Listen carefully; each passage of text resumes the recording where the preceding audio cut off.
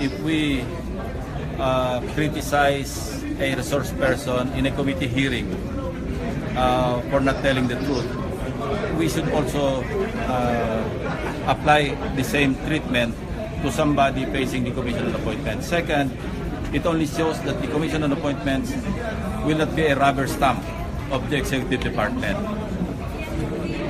We all know how close Attorney Yasay is to the President. And it did not deter the Commission from acting independently. And because in the view of the majority, at least all the members, because nobody objected, that he was not telling the truth, he was not being forthright. In the question and answer portion of the hearings, the two hearings that we conducted, we decided to reject his ad interim appointment. Sir, sa botohan, lahat umayaw. It was unanimous. Unanimous. Well, you heard naman the presiding officer. He asked if there was any objection, and nobody objected. So it is deemed unanimous. So hindi na siya pwedeng i-reappoint ng Pangulo? No, he cannot be reappointed anymore because na-reject na ng Commission on Appointments. Sir, kahit saan nga position din na siya pwedeng Or ibang department? It depends. Kasi kung may magpapail ng kaso at mapuprove na he is not qualified to be a government official, then he cannot be appointed. Sir, kung umama... But sabi ko nga, yung commission is not the ultimate forum, di ba? Because there's a process to determine finally kung siya ba a US citizen. Hindi naman para sa commission, but hindi rin ma-i-deny na kami yung nag-determine ng fitness and qualification. And sa pag-iisip ng mga miyembro ng commission, he's not qualified being a US citizen. So who will file the perjury?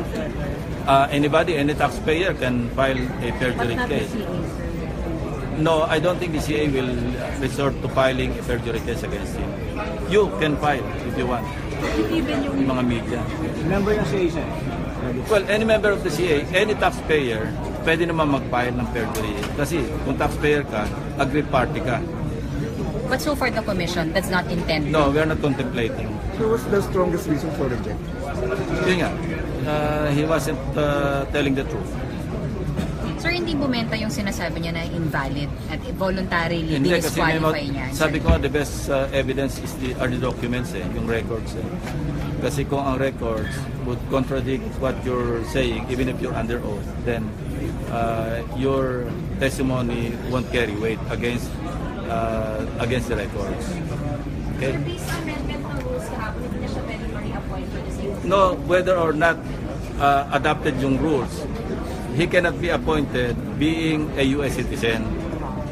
And he cannot be reappointed as Secretary of Foreign Affairs having been rejected by the Commission. Pero sir, renounced na siya, di ba, noong February 2017? Well, it depends on the President. If he wants to give him another position, bahala sila. But yun nga, it's a question of qualification. Sir, on death penalty lang, sir, yung overwhelming vote sa House kahapon, does that somehow pressure the Senate? Na? No, there's no pressure on the senators at all. We will vote on the basis of our belief, our conviction, and kung ano yung inakala naming tama sa aming desisyon. Optimistic kayong lulusot kung drug trafficking? Ako, ang bilang ko mukhang malabo sa Senado. Sir, bakit?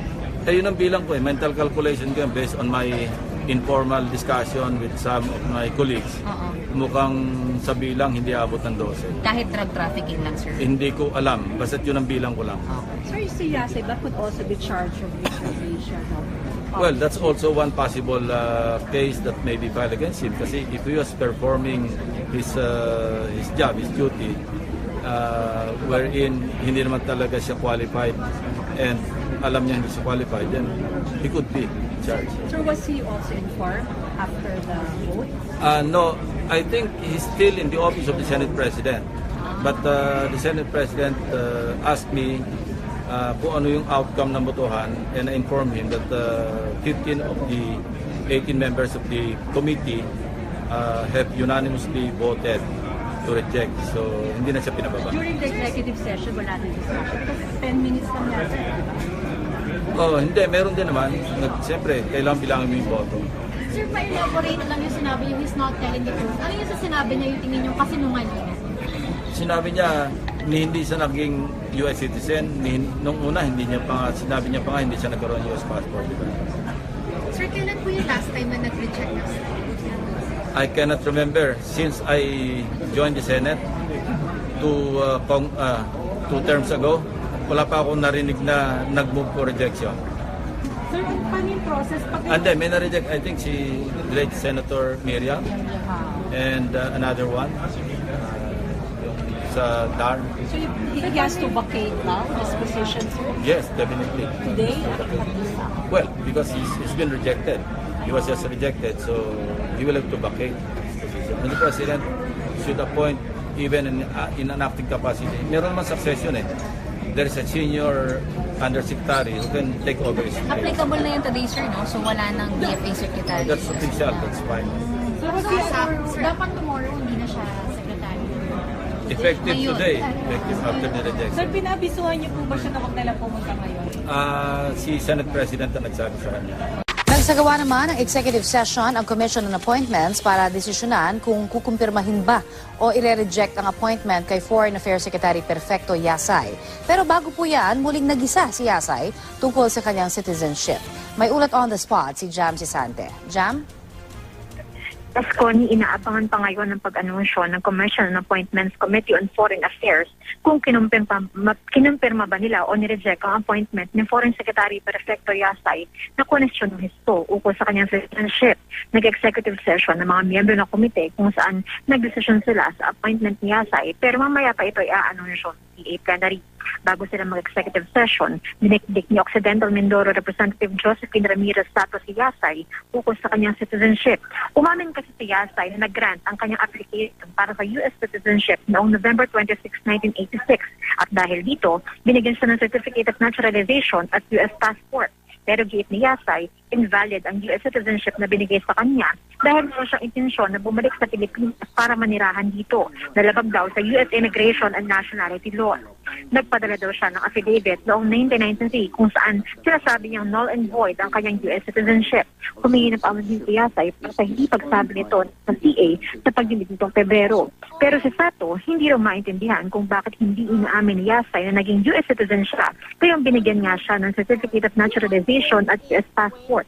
Question niya kung sapat ba ang pagdeklara ni Yasay mismo na null and void ang kanyang US citizenship upang mawala ang binigay sa kanyang citizenship ng Amerika. Dagdag pa ni Sato na lang si Yasay sa listahan ng US government ng mga dating citizen noong February 2017. Kaya tingin ng mababatas, nag-misrepresent si Yasay ng kanyang sarili nang tumakbo siya para sa iba't ibang posisyon sa gobyerno, kabilang sa pagka-Vice President noong 2010 dahil US citizen pa raw siya noong panahong ito. Tumindigan naman si Yasay na kahit kailan ay hindi nawala ang Filipino citizenship niya at wala siyang prosesong pinagdaanan upang muling makuha ito sa kabila ng pagbigay sa kanya ng US citizenship. Foreign Affairs Secretary Perfecto Yasay was confronted with questions about his citizenship when he faced the Commission on Appointments or CA Wednesday morning. This after an online news article revealed that his name was in the list of U.S. Internal Revenue Service or IRS of individuals who lost their citizenship. According to Yasay, it is not true that he is a U.S. citizen and owns a U.S. passport except his wife and kids. He applied for naturalization but he was disqualified. Nevertheless, he decided to undergo renunciation in 1993 to ensure there would be no impediments when he joined the government. Yeah. Wala namang pagbabawal ang isang Secretary of Foreign Affairs na yung misis niya ay American citizen. At inaamin ko naman na yung aking asawa ay American citizen. Yung aking namang issue on whether or not I am a Filipino or whether or not I am an American, I only submitted all of my evidences to the committee, and I have already established to them on the basis of these documentations that I am a Filipino and I am not an American. Meanwhile, the secretary was also asked about the administration's position on West Philippine Sea. He admitted it will take time before it gets resolved. But this does not mean that we are backing off from our claim. Despite this, Yasay pointed out that this is not the sum total of the relationship of the Philippines and China. That's why the government is working hard to have better ties with China in other aspects for the interest of Filipinos. I'd like to assure you, it is on this basis that we are engaging diplomacy with China. We know that there is no solution insofar as our steadfast position in saying that we will only engage China in bilateral negotiations within the framework of the arbitral tribunal's decision. And China, on the other hand, insisting that they will only engage us in bilateral talks if it will be outside of the arbitral tribunal's decision. And so, rather than engage ourselves in a shooting war or enforcing our position by force and violence, which we have committed not to do, we have decided to set this aside because that is not the sum total of our relationship, but then pursue the other aspects of our relationship where there is convergence of mutual interest, and this is what we're trying to pursue in carrying out the paramount national interest of our country as we pursue an independent foreign policy.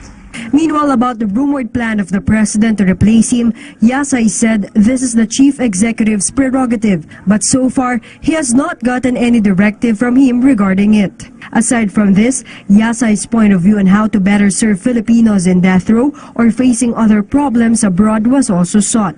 CA suspended his appointment deliberation and scheduled to continue it in March since its members still have many questions to ask. For PTV News, Ria Fernandez.